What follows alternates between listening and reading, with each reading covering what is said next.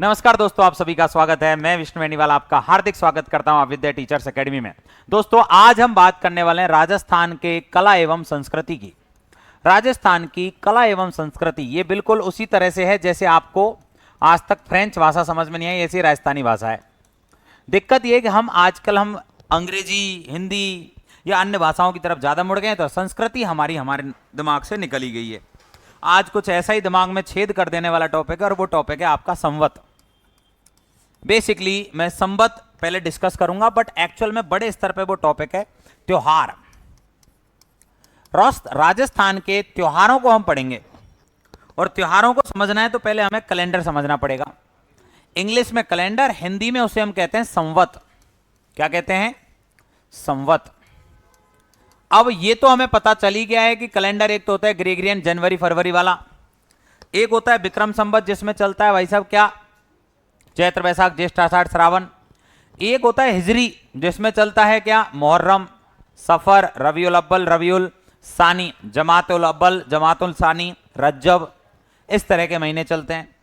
तो बेसिकली हमें इन महीनों के नाम समझने हैं, हमें इन महीनों का तरीका समझना है कि कौन सा महीना किस तरीके से वर्क करता है, और हमें यह भी समझना है कि हमारा कौन सा त्योहार कब आता है। हम केवल और केवल हिंदुओं के त्योहार नहीं पढ़ेंगे, राजस्थान में उन सभी धर्मों के त्योहारों को पढ़ेंगे जो कि यहां निवास करते हैं। कौन कौन से हैं? हिंदू, इस्लाम, सिख, ईसाई, जैन, बौद्ध, सिंधी समाज और पारसी। इन सभी धर्मों के त्योहारों को हम समझने का प्रयास करेंगे। सबसे पहले हिंदुओं के त्योहार पढ़ेंगे, लेकिन उससे पहले अगर आपको कैलेंडर समझना है तो कैलेंडर समझने के लिए हम आ जाते हैं दोस्तों, एक रेलगाड़ी चला लो आप, तो ये टाइमलाइन समझ लो। ये बीच में एक पॉइंट है जहां हमने मान लिया आधारवश 01010001। ये डेट को देख देख के आपको लगभग ऐसा लग रहा है कि 1 जनवरी 1 पहला दिन, पहला महीना, पहला साल ग्रेगरियन कैलेंडर के अकॉर्डिंग। आज की तारीख में यहां लिख देता हूं, ये मान लो 25 ये ना आज, हाँ 25/10/2024, दिवाली एकदम नजदीक, और अक्टूबर का महीना। ये तरीका है ग्रेगरियन कैलेंडर को लिखने का, पहले महीना, पहले ईयर, डेट, फिर महीना, फिर ईयर। अगर इसको यूएसए इंग्लिश में लिखता मैं तो महीना पहले लिख देता, डेट बाद में लिख देता, उल्टा हो जाता। ये जो डेट है आधार मानी गई इस बंदे की डेट ऑफ बर्थ के आधार पर। कौन है? जीसस क्राइस्ट नाम का एक बंदा है।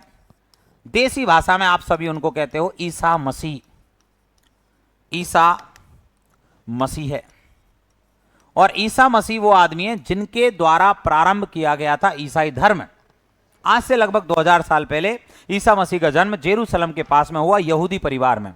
लेकिन उनकी कुछ शिक्षाएं थी जो यहूदियों से अलग थी, जो प्रेम सिखा रहे थे, प्यार प्रेम की बात कर रहे थे, और नए धर्म के उपदेश दिए उन्होंने। लेकिन उस टाइम के राजा महाराजाओं को बात पसंद नहीं आई और इनको सूली पे चढ़ा दिया। इसे हम यूसु भी कह देते हैं, यूसु।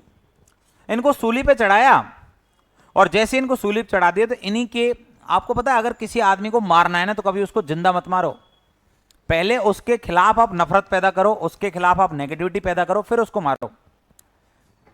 यहूदियों ने क्या किया, इनको डायरेक्टली चौराहे पे लटका दिया सूली पे। अभी और भी बड़े हीरो बन गए, और रिजल्ट ये निकला कि कुछ ही वर्षों में ईसाई धर्म ने पूरे जेरूशलम पे कब्जा कर लिया था, ईसाइयों ने। और ऐसी व्यवस्था, यहीं से एक नए धर्म की शुरुआत होती है जिसका नाम है ईसाई धर्म। ईसाई धर्म में आगे चल के कैलेंडर बनाया गया जॉन ग्रेगरी के द्वारा, जिसका नाम है ग्रीगोरियन कैलेंडर। और ये जो कैलेंडर है, इस कैलेंडर का आधार वर्ष माना गया था 0101 ये इसकी आधार वर्ष है, यानी यहां से हम इसको प्रारंभ मानेंगे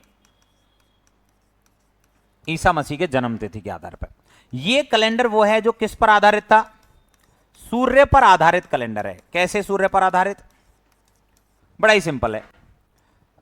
हमारी जो पृथ्वी है वो सूर्य के चारों ओर चक्कर लगाती है, पता होगा आपको। सौरमंडल में सूर्य मान लो, ये 8 ग्रह प्रधान, उनमें से एक सूर्य पृथ्वी मान लो, ये अर्थ है। ये क्या है? सन। ये चारों ओर चक्कर लगाती है पृथ्वी, किसके? सूर्य के। एक पूरा चक्कर लगाने में इसको टाइम लगता है 365 1/4 दिन, यानी लगभग 365 दिन पूरे लगे इसको। और एग्जैक्टली देखें तो भाई साहब 365 दिन 5 घंटे 48 मिनट 56 सेकंड लगे टोटल, जिसे हम सोलर ईयर कहते हैं या इसे हम कहते हैं सौर वर्ष। सिंपल है। फिर एक बात हो रहा है कि इस पूरी ईयर को मिला दें तो ग्रेगरियन कैलेंडर बराबर क्या हो जाएगा, एक वर्ष बराबर 12 महीने। कैसे? एक वर्ष यानी सौर वर्ष कितने दिन, 365 दिन बताए थे, महीने कितने, 12। लेकिन एक गड़बड़ है, हर साल में 1/4 दिन बच गया, सवाया 1/4 दिन बच गया। एक साल का 1/4, दूसरे साल का 1/4, तीसरे साल का और चौथे साल का, ऐसे करके टोटल 4 साल में एक दिन हम बढ़ा देते हैं। इसीलिए आपने सुना होगा लीप ईयर आती है, एक लीप ईयर। तो 365 या 366 दिन होते हैं ग्रेगरियन कैलेंडर में। समझ में आ गई बात? फिर हमने एक बात और कह दी कि इनके महीनों के नाम भी बता दो हमें। तो हमने कहा 12 महीने इज इक्वल टू जनवरी, फरवरी, मार्च, अप्रैल, मई, जून, जुलाई, अगस्त, सितंबर, अक्टूबर, नवंबर, दिसंबर। अंतिम महीना कौन सा? दिसंबर। अगर पूछा जाए न्यू ईयर कब आती है ग्रेगरियन कैलेंडर में, नव वर्ष, तो ये भी आपको पता है 1 जनवरी आपका पहला नव वर्ष यहां पे हो गया साहब, हो गया काम। फिर अब ये बात हो गई कि कैलेंडर स्टार्ट हो गया, सब ठीक है, एक आधार वर्ष मान लिया। पर ये भी तो है कि ईसा मसीह से पहले का भी तो इतिहास होगा। तो पहले के इतिहास को तो हमने नाम दिया बीसी, बिफोर क्राइस्ट, और बाद के को नाम दिया एडी यानी एनो डोमिन। यानी एक तो हो गया ईसा मसीह का काल और एक हो गया ईसा मसीह से पहले का काल। दोनों काल यहां पर मान लिए गए। और इनमें एक चीज और मान लो, इनको हिंदी में लिख लेते हैं। ये तो हो गया ईसा पूर्व कहा जाता है, ईसा पूर्व। ईसवी से यहां ईसवी प्रारंभ हुई है तो ईसवी से पहले का जो टाइमिंग है वो ईसा पूर्व है। और ये एडी, इसको हम ईसवी कह देते हैं या इसको हम कह देते हैं एनो डोमिन, यानी कि ईसा मसीह का काल। ठीक। फिर आपको यह भी पता चल गया होगा कि वीसी जो है वो माइनस में चलता है। क्यों? हम यहां पे जो ईयर मान के चल रहे हैं, ये मान के चल रहे हैं कि भाई इतिहास यहां से मान लो मानव उत्पत्ति, और मानव की जो उत्पत्ति हुई है हमारी, वो मानव की उत्पत्ति कब से हुई है? लगभग 10 लाख वर्ष पूर्व का इतिहास हमें मालूम पड़ता है, जिसमें होमोसेपियंस, जिसमें सोचने समझने वाला मानव है। हालांकि जीवन की उत्पत्ति तो करोड़ों वर्ष पहले हो गई थी। तो हमने ये मान लिया कि मानव की उत्पत्ति से लेकर एक तक का जो टाइम है वो बिफोर क्राइस्ट में काउंट कर लेते हैं। ये माइनस में चलेगा घटते क्रम में। कैसे? सिंधु घाटी सभ्यता आपने सुना होगा 2350 ईसा पूर्व से लेकर 1750 ईसा पूर्व, माइनस हो रहा है। वैदिक काल 1500 से 600, माइनस हो रहा है। मौर्य काल 322 ईसा पूर्व से लेकर 185 ईस्वी ईसा पूर्व, ये भी माइनस हो रहा है। लेकिन जब इधर मुगल काल में आओगे 1526 से 1707, प्लस हो रहा है। महाराणा प्रताप का काल 1572 से 1597, प्लस हो रहा है। ये ईस्वी है। तो ईस्वी हमेशा बढ़ते क्रम में चलेगा। कौन से क्रम में चलेगा? बढ़ते क्रम में। वीसी हमेशा कैसे क्रम में चलेगा? घटते क्रम में। यही तरीका है ईयरों को घटाने बढ़ाने का ईस्वी में। इस कैलेंडर को हम बोलते हैं ईस्वी, यानी कि ईसा मसीह से आधारित कैलेंडर है ईस्वी। ठीक है। सूर्य पर आधारित है, आधार वर्ष 111 है, ग्रेगरियन कैलेंडर है। इसकी शुरुआत करने वाला एक बंदा है जिसका नाम है जॉन ग्रेगरी। ये पोप था। जॉन ग्रेगरी कौन है? एक पोप है, उसने इस कैलेंडर को बनाया था। ठीक। अब मान लो हमारा विक्रम संवत, इससे हमने 57 साल पहले ही चालू कर दिया था। हमारा शक संवत इसके 78 साल बाद में चालू हुआ। हिजरी संवत 622 ईस्वी में चालू हुआ है, 622 में आएगा। इलाही संवत 1583, ऐसे करके कई संवत हैं। गुप्त संवत, हर्ष संवत, बहुत सारे संवत हैं कैलेंडर्स। और इन सारे कैलेंडर्स में एक बात कॉमन हो गई कि ये 12 महीने जरूर मान रहे हैं, सारे 12 महीने। एक साल बराबर 12 महीने मानने को ये तैयार हो गए थे। और लगभग इनकी काउंटिंग लगभग 350 प्लस ही बैठ रही थी। किसी में 350 दिन बैठ रहे थे, किसी में 354, किसी में 360 और किसी में 365। पर इतना जरूर कंफर्म था कि दिनों की संख्या फिक्स है। यहां और क्या बढ़ता है? तो एक तो ईस्वी समझ में आ चुकी है आई थिंक आपके। ईस्वी के बाद में इसको तो मैं हटा ही देता हूं। अब आता है विक्रम संवत। कौन सा संवत है नंबर 2 पे? विक्रम संवत। इसको चालू करने वाला अगर पूछा जाए प्रारंभ करता, तो एक राजा हुए थे जिनका नाम था विक्रमादित्य। और राजा विक्रमादित्य जो थे आज के उज्जैन मालवा वाले इलाके के राजा थे। तो मालवा के राजा विक्रमादित्य ने शक नाम की जाति के लोगों को परास्त किया और उसके उपलक्ष्य में विक्रम संवत की शुरुआत की। विक्रमादित्य नाम की उपाधि धारण की इन्होंने, और यहीं से विक्रम संवत प्रारंभ हुआ। तो ये ईस्वी कब है? तो ये प्रारंभ हो गया था 57 ईसा पूर्व, यानी ईस्वी से भी कितना? 57 साल पहले। इसको हम उल्टा भी पढ़ सकते हैं। कैसे? हम यहां पे प्रधान मानते विक्रम संवत को, और ईस्वी को हम कहते हैं कि भैया विक्रम संवत के 57 साल बाद में प्रारंभ हुई थी ईस्वी, ऐसे भी कह सकते थे। पर मैंने ईस्वी को पहले इसलिए चालू किया है बिकॉज आप जो आजकल के ज्यादातर यूथ है, ज्यादातर जो आप कंपटीशन में देख रहे हो, सब पढ़ रहे हो, उनको जनवरी फरवरी बहुत आसानी से आता है सबको, चाहे गांव का हो चाहे शहर का हो, सबको पता है जनवरी के बाद में फरवरी है, फिर मार्च है। पर बहुत कम को पता है कि चैत्र के बाद बैसाख, फिर ज्येष्ठ, फिर आषाढ़, फिर श्रावण, फिर भादो, फिर आश्विन, फिर कार्तिक। ये महीने बहुत कम लोगों को पता है। हमें यही नहीं पता कृष्ण पक्ष पहले आता है, शुक्ल पक्ष पहले आता है। तो इसलिए मैंने पहले आधार ग्रेगरियन को मान लिया है, जनवरी फरवरी को मान लिया है। अब उसके आधार पर देखते हैं। 57 ईसा पूर्व पहले प्रारंभ हो गया है। मान लो आज चल रही 2024, और 2024 में कितना माइनस कर दिया जाए या जोड़ दिया जाए कि विक्रम संवत आ जाए? क्योंकि विक्रम संवत पहले चालू हुआ है तो जोड़ेंगे। तो अगर पूछा जाए वर्तमान विक्रम संवत आज की तारीख, तो विक्रम संवत की अगर हम बात करें तो इसमें कर लो 2081 विक्रमी। कैसे आया? 2024 में मैंने प्लस कर दिया 57 इज इक्वल टू कितना आ जाएगा अपने आप ही? 2081। 7 4 11, 11 में से एक बदर से बचा तो 2 और 5 7 और 1 8 आ गया 81, 2081। फिर हम बात करें, ये कैलेंडर जो है वो चंद्र गणनाओं पर आधारित, या चंद्र वर्ष पर आधारित है, आधारित संवत। वो कैलेंडर सूर्य पर आधारित था, ये किस पर है? चंद्र पर। सूर्य में देता कि पृथ्वी ने चक्कर लगाया किसका? सूरज का। यहां पर पृथ्वी के चक्कर लगा रहा है कौन? चंद्रमा।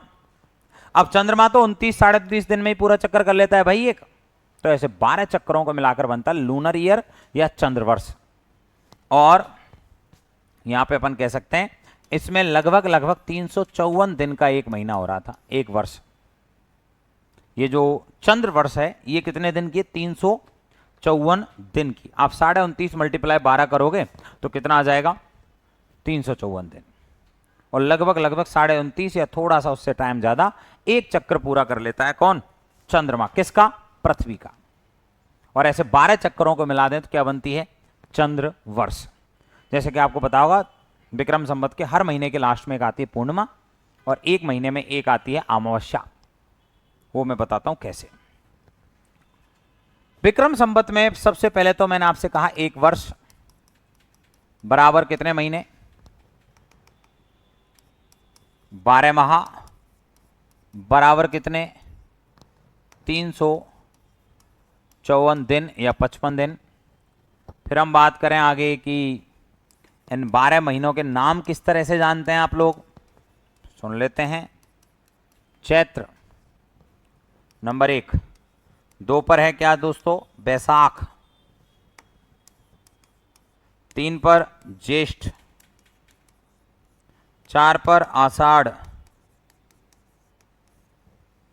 5 पर चैत्र बैसाख ज्येष्ठ आषाढ़ श्रावण, 6 पर भाद्रपद, 7 पर आश्विन, 8 पर आश्विन के बाद में कार्तिक, 9 मार्गशीर्ष, 10 मार्गशीर्ष के बाद में आता है पौष, सबसे ठंडा महीना। 11 माघ और 12 फाल्गुन। ये टोटल महीनों के नाम हो गए 12। चैत्र का महीना सामान्यतः आधे मार्च के बाद आता है। आप ये समझ लो 15 से 25 मार्च के बीच में चैत्र महीना चालू हो जाता है, अगर ग्रेगरियन को सामंजस्य बैठा के देखें तो आधा मार्च आधा अप्रैल में चैत्र आएगा, आधे अप्रैल आधे वैशाख में आधे मई में वैशाख आएगा। ऐसे कर करके आधा आधा करते चलो और आपको समझ में आ जाएगी कहानी। शुरुआत आधे चैत्र से करनी है। ये तुम्हारे महीने एक बार रिवाइज कर लो, बार बार रिवाइज करोगे तभी चीजें याद होंगी। विक्रम संवत की शुरुआत विक्रमादित्य ने की थी, मालवा के राजा थे। प्रारंभ 57 ईसा पूर्व पहले हुआ। वर्तमान विक्रम संवत 2081 ईस्वी विक्रमी चल रहा है। चंद्र वर्ष पर आधारित कैलेंडर है जिसमें लगभग 354 या 55 दिन होते हैं। एक वर्ष बराबर 12 माह बराबर 354 दिन। एक वर्ष बराबर 12 महीने हैं तो 12 महीनों के नाम चैत्र वैशाख ज्येष्ठ आषाढ़ श्रावण भादवा आश्विन कार्तिक माघशीर्ष पौष माघ फाल्गुन। ये टोटल 12 महीने रहे। बोलो बात समझ में आई? अब इसमें एक गड़बड़ है इस कैलेंडर में। ये कैलेंडर क्या कर रहा है आजकल, पहले तो नहीं था, अंग्रेजों के आने से पहले ये कैलेंडर नहीं करता था याद हरकत। ये बाकी दुनिया के कैलेंडर से अपने आप को समायोजित करने के लिए, बैलेंस करने के लिए, ग्रेगरियन से मान लो हर 3 साल में एक महीना बढ़ा देता है। प्रत्येक 3 साल में 13 महीने होते हैं। जैसे वहां प्रत्येक 4 साल में ग्रेगरियन कैलेंडर में 366 दिन हो रहे थे, लीप ईयर वाला। यहां पे क्या था, नॉर्मल में 354 या 55 दिन है एक साल में, ग्रेगरियन में 365 थे तो 10 दिन बचे। अगले साल के 10 दिन, अगले साल के 10 दिन। तो हमने क्या किया, प्रत्येक तीसरे वर्ष में मैं 13 माह का वर्ष किया। प्रत्येक 13 वर्ष में 13 माह का क्या होगा, वर्ष होगा। और इसे हम अधिक मास कहेंगे। जो 13वां महीना होगा ना, इसका नाम होगा अधिक मास। 13वां महीना कौन सा होगा, अधिक मास। ठीक है, कौन सा महीना होगा, अधिक मास होगा। फिर एक बात और समझ लो इस विक्रम संवत में, और विक्रम संवत की एक बात यह है भाई साहब, तीसरे वर्ष में 13 माह वाला हो गया सिस्टम। हर साल में महीने के 2 भाग करता है, मतलब हर महीने में कितने भाग हैं, 2। एक महीना जिसका नाम है, पक्ष का नाम है कृष्ण पक्ष, और दूसरे का नाम है शुक्ल पक्ष। हर महीने के कितने पकड़े, टुकड़े कर दिए, 2। पहला टुकड़ा जिसमें चांद धीरे धीरे कम होता जाता है और अंतिम दिन 15वें दिन आके चांद बिल्कुल विलुप्त हो जाएगा, रात को दिखेगा नहीं, उसे हम कहेंगे अमावस्या की रात, महीना का हाफ होगा। फिर अगले पक्ष हो जाएगा शुक्ल पक्ष। तो फिर जैसे ही प्रथमा के दिन शुक्ल पक्ष को थोड़ा दिखेगा, फिर थोड़ा दिखेगा, फिर थोड़ा दिखेगा, और बढ़ते बढ़ते बढ़ते बढ़ते एक दिन ऐसा आएगा कि वो चांद पूरा दिख जाएगा और उसे कहेंगे पूर्णिमा। यानी कि कृष्ण पक्ष को अपन ऐसे कह सकते हैं प्रथमा से अमावस्या, और इधर है प्रथमा से पूर्णिमा। प्रथमा पहला दिन है, अमावस्या 15वां दिन है। ये भी इधर पहला दिन है और इधर ये कौन सा दिन है, 15वां दिन। ऐसे करके ये हमारा वर्क करता है क्या, कैलेंडर। महीने के कितने भाग होते हैं विक्रम संवत में, 2। पखवाड़ा कहते हैं इनको हम, कृष्ण पक्ष और शुक्ल पक्ष। हमेशा महीने की शुरुआत में कृष्ण पक्ष ही आएगा, ये भी याद रखना, क्योंकि हिंदी वर्णमाला हो या इंग्लिश, के या के पहले आता है, एस या से बाद में आता है, तो ये याद रख लेना आप लोग। शुक्ल भाग में बाद में आएगा। कोई भी महीने की लास्ट तारीख होगी उस महीने की पूर्णिमा। जैसे कि अभी कुछ दिन पहले निकली शरद पूर्णिमा। अब चांद धीरे धीरे क्या होता जा रहा है, कम होता जा रहा है। दिवाली है कार्तिक अमावस्या की, और कार्तिक अमावस्या वाले दिन चांद बिल्कुल भी दिखाई नहीं देगा। दिवाली के अगले दिन से शुक्ल पक्ष चालू हो जाएगा कार्तिक का, तो फिर क्या होगा, धीरे धीरे दिखना चालू करेगा। और कार्तिक के लास्ट दिन यानी कार्तिक की पूर्णिमा को चांद पूरा दिखाई देगा। बोलो बात समझ में आ गई? कौन सा कैलेंडर है ये? विक्रम संवत। किसने चालू किया था? विक्रमादित्य, मालवा के राजा थे, इन्होंने इसकी शुरुआत की, तो इसका नाम विक्रमी और मालव संवत भी कह देते हैं। 57 ईसा पूर्व पहले इसकी क्या हुई है दोस्तों? शुरुआत हुई है। फिर हम बात करें वर्तमान विक्रम संवत कौन सा है? 2081।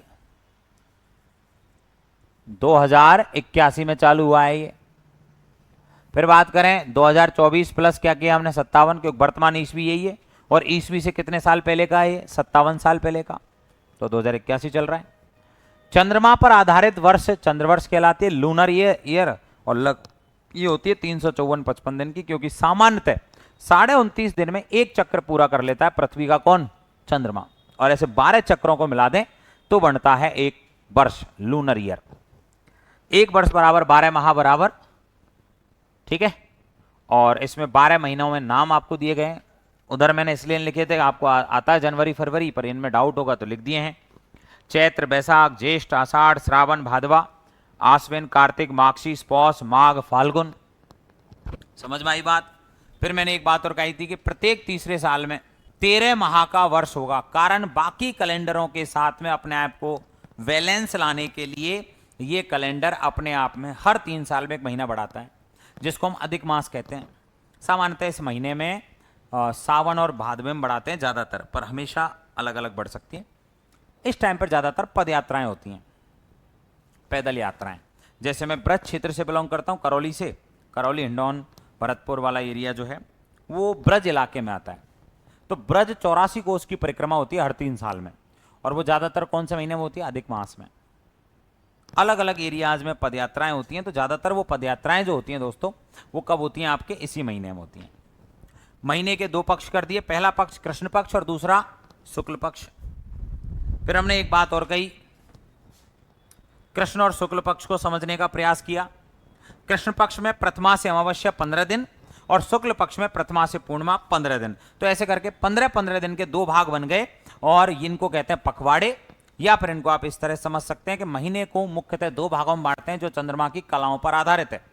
चंद्रमा बढ़ता जाएगा, 15वें दिन पूरा दिखेगा तो पूर्णिमा, और चंद्रमा धीरे धीरे घटता जाएगा और रात को बिल्कुल नहीं दिखेगा तो अमावस्या। ये चंद्रमा की कलाओं पर आधारित माना जाएगा। ये कौन सा संवत है दोस्तों? विक्रम संवत।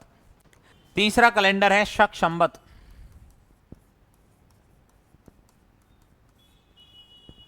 या इसको हम कह सकते हैं क्या? शाके, या इसको हम कह सकते हैं कुषाण संवत। ये इसके नाम है दोस्तों। फिर एक बात आती है, इसका प्रारंभकर्ता कौन है? और वो है कनिष्क। ये कनिष्क जो है वो कुषाण वंश का राजा था। पूरे नॉर्थ इंडिया पे कब्जा था इसका। आज के अफगानिस्तान, पाकिस्तान, चीन के कुछ भाग और मध्य एशिया के उन इलाकों पे शासन था, और भारत पे अधिकांश पे।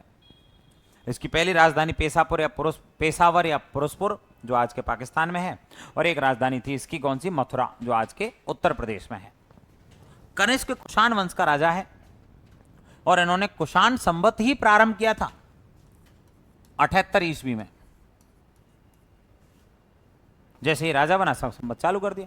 लेकिन इसका नाम शक संवत कैसे पड़ा? शक जाति तो अलग है, कुषाण अलग है, क्योंकि संवत का सर्वाधिक प्रयोग शक जातियों ने किया था। शक नाम के राजवंश ने इसका सर्वाधिक उपयोग किया, इसलिए संवत का नाम क्या पड़ गया? शक संवत। इसमें क्या बदलाव है देखते हैं। पहली बात तो ये सौर वर्ष पर आधारित है।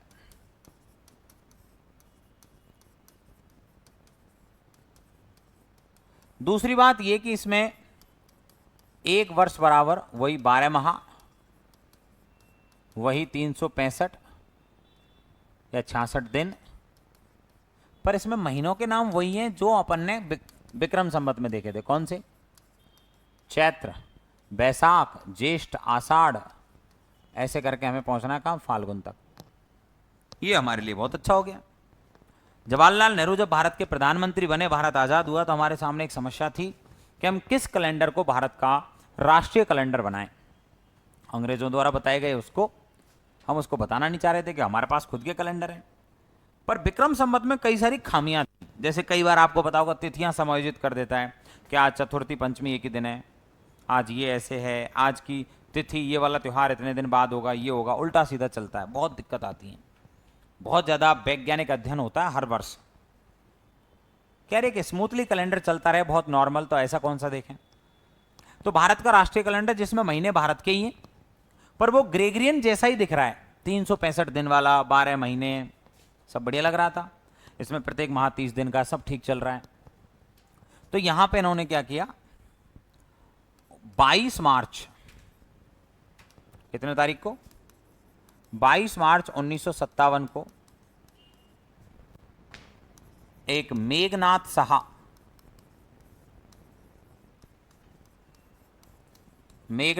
समिति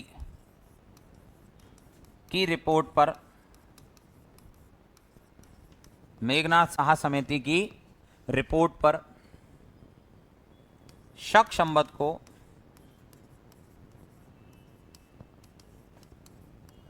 भारत का राष्ट्रीय संवत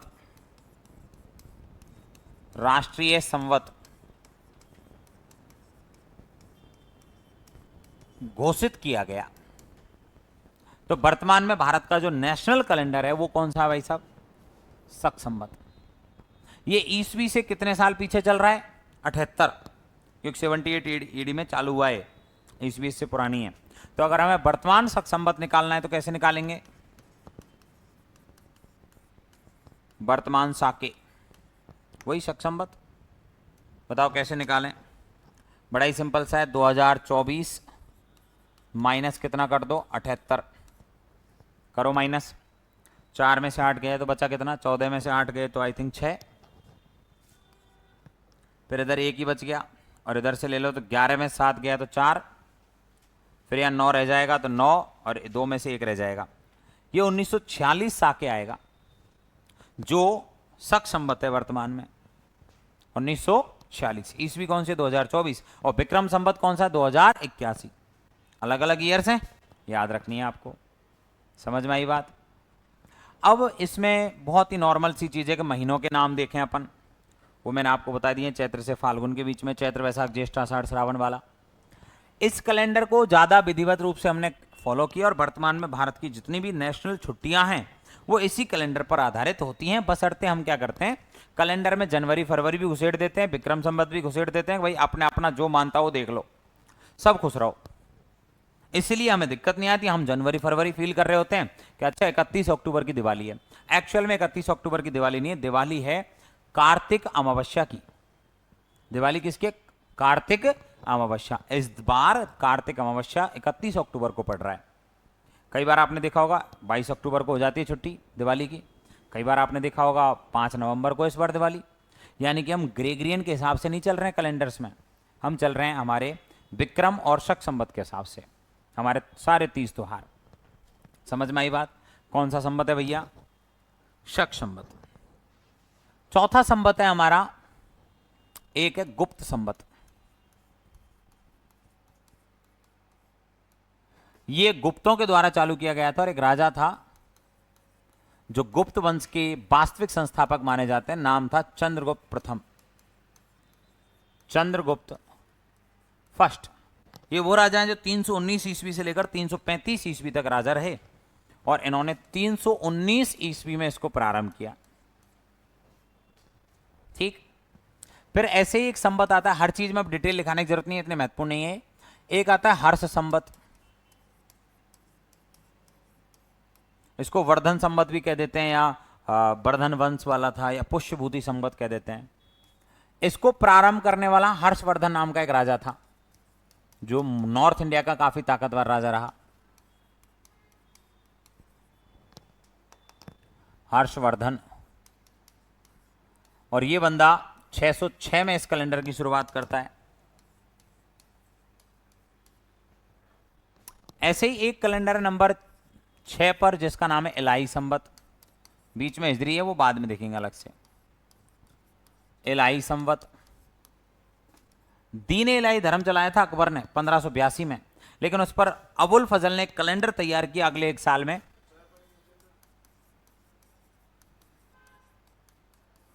और ये जो प्रारंभ करता है यहां है अकबर।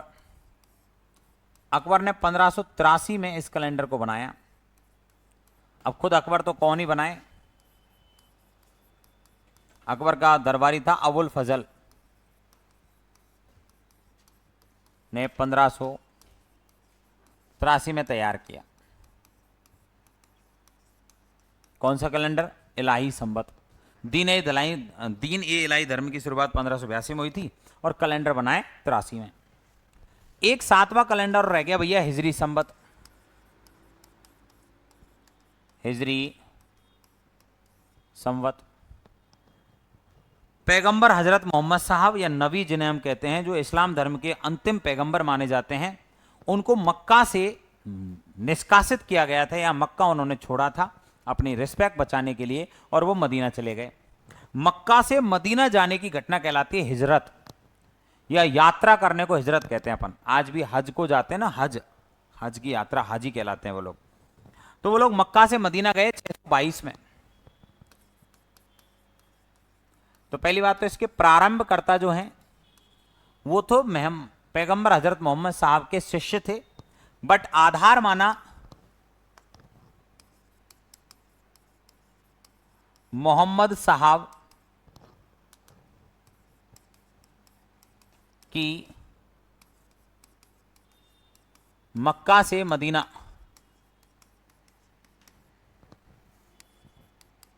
जाने की घटना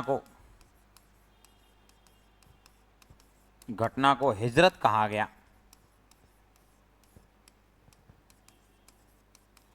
और ये जो घटना हुई थी वो कब हुई थी? 622 में। तो ये 622 ईस्वी आधार वर्ष है इसका, यानी प्रारंभ हुआ कौन सा? हिजरी संवत। हालांकि इसको बनाया था 635 ईस्वी के आसपास तैयार करके चालू किया था और आधार इसमें 622 ईस्वी ही माना गया था, जब मोहम्मद साहब ने मक्का से मदीना, ये दोनों ही जगह सऊदी अरब में, जो वर्तमान में हिजरी संवत या फिर इस्लाम धर्म का सबसे पवित्र केंद्र माने जाते हैं।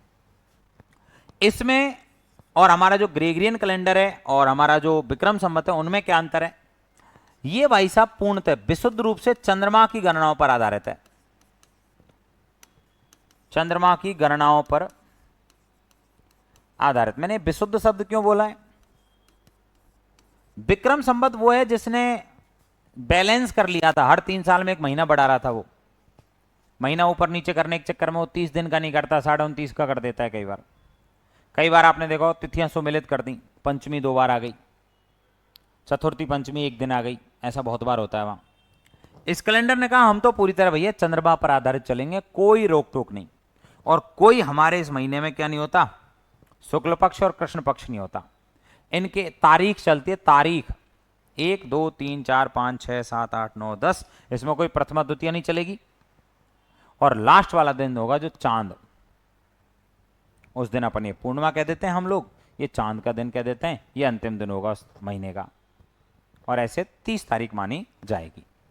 अब एक्चुअल में चांद 30 दिन में नहीं, 29 दिन में ही दिख जाता है, 29.5 दिन में ही।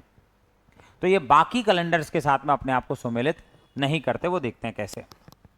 हिजरी संवत आया और इस हिजरी संवत की अगर हम बात करें तो इसमें एक वर्ष बराबर 12 महीने बराबर 354 दिन। तो 354 दिन ही मानेगा ये, एक भी दिन एक्स्ट्रा नहीं मानेगा। हर 3 साल में कतई नहीं बढ़ाएगा अपने आप को 10 दिन 15 दिन के हिसाब से। कोई कैलेंडर के साथ कंपटीशन नहीं करना। अगर आज चांद दिख गया तो कल ईद है, और आज चांद नहीं दिखा पूरा तो कल परसों ईद। समझ में आ गई बात? यानी चंद्रमा दिखने के आधार पर ही त्योहार मनते हैं। रमजान के 9 महीने चलता है ना, 9वां महीना रमजान वाला, उस दिन पूरे 1 महीने ये लोग क्या करते हैं? फास्ट करते हैं, दिन के टाइम पे भूखे रहते हैं, रात को खाना खाते हैं। लेकिन एक बात यह बंधुओं कि चांद दिखा तो सब्बाल माह की पहले तारीख को ईद मन जाएगी, मीठी ईद, नहीं तो नहीं मनेगी। विशुद्ध रूप से चंद्रमा की गणनाओं पर आधारित कैलेंडर कौन सा? हिजरी संवत। अब हिजरी संवत में महीनों के नाम याद रखना। कौन सा संवत है? हिजरी। तो उसमें पहला महीना है भैया मुहर्रम। कौन सा महीना है? मुहर्रम। दूसरा है सफर। तीसरा है रबी उल अव्वल।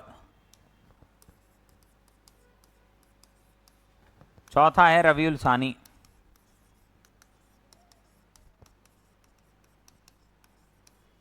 फिर आता है पांचवा जमादिया जमात, जमात उल अव्वल। छठा है जमात उल सानी, इसको जमादी भी बोल देते हैं। फिर बात करें नंबर 7 पर है रज्जब। इस दिन अजमेर में, इस महीने में अजमेर में मेला लगता है, किसका? गरीब नवाज का, ख्वाजा मोइनुद्दीन चिश्ती का। 8वां महीना है सावन। 9वां महीना है रमजान। 10वां महीना है सव्वाल, इसी की पहली तारीख को मीठी ईद मनाते हैं। और 11वें महीने पे जिल हिज्जा, जिल हिज्जा, हज्जा भी आ जाता है, और जिल कद्र, कई जगह जिल कादी भी चलता है। ये टोटल कितने महीने हैं हिजरी संवत के? 12 महीने।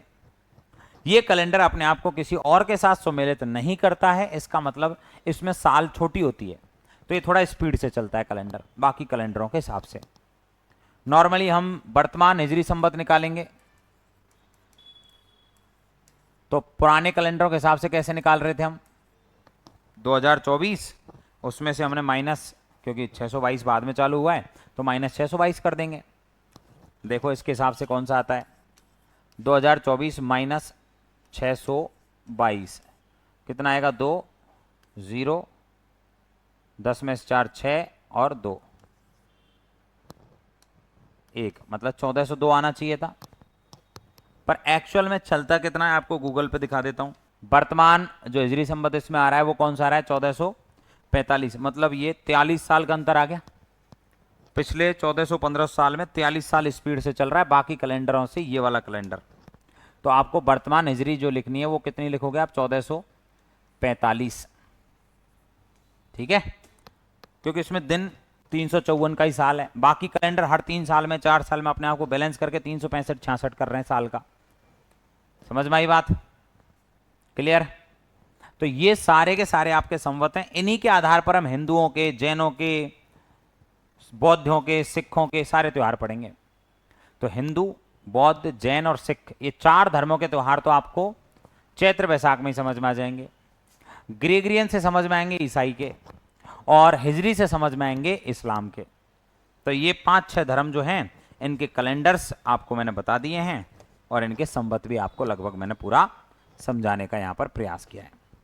टॉपिक कौन सा है? कला एवं संस्कृति। टॉपिक का नाम हमेशा याद रखना है। मैंने कौन सा टॉपिक चालू किया? राजस्थान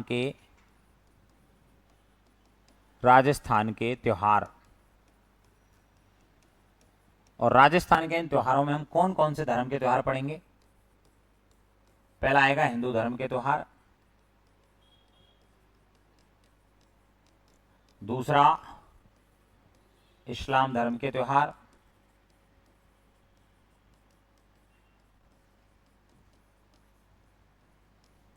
नंबर 3 ईसाई धर्म के त्योहार,